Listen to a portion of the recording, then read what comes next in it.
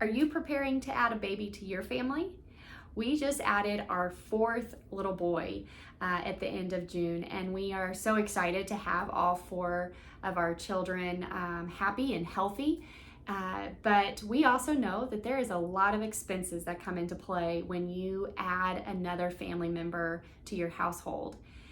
One of the ways that we have combated that and we prepare for those expenses is to build them in over time. Whenever we would find out we were expecting yet another little one, all the things that we knew we were going to have to start paying for, we tried to start preparing for those in our budget ahead of time. So if you know that you have a baby on the way, maybe it's your first, maybe it's your fourth, but there's additional costs that come in. And so one of the ways that you can space those costs out is to, one, account for all the things that you know are going to change.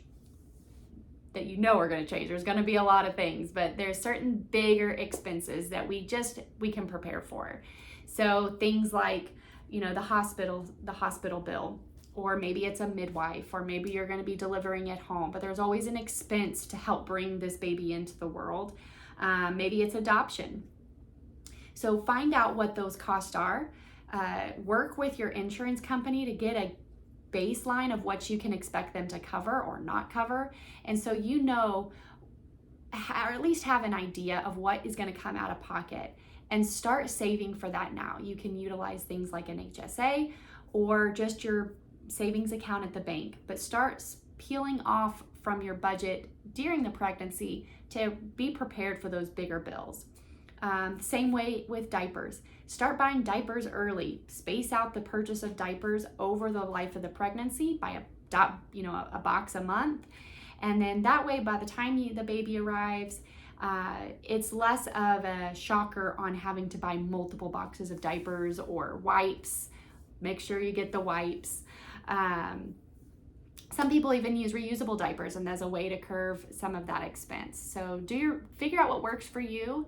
The other big thing that most people can prepare for is, are you going to have somebody be staying at home? Are you going to go from a 2-income household to a 1-income household? Or are you going to add the cost of daycare? So once you make a decision on that, start preparing as if it's already happened, versus waiting for it to happen and it being a bigger shock to your budget. So one of the ways you can do that is, let's say somebody's going to stay home. Start pretending as if you're not receiving that income now, and save that money instead, and live on only the income that's going to stick around. If it's daycare, do just the opposite. Save what is going to be the daycare cost. You keep living on your 2 incomes, but save what's going to be the daycare cost, and you can build it over time.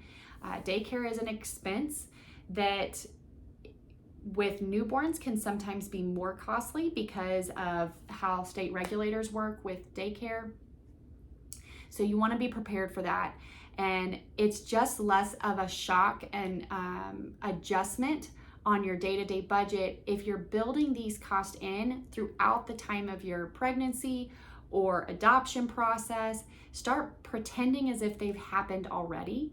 And then that way you've building up a little bit of a savings account for that baby, but you're also practicing before it really gets started. One of the other costs that comes into play that I wouldn't really suggest purchasing, but you can start preparing for it because it can be costly, is if you're going to have to use formula. Now, there's lots, we've done both. We've done both ways. We've been forced to do certain things that I may not have chosen. And that is an expense that can be very costly, especially in the first year.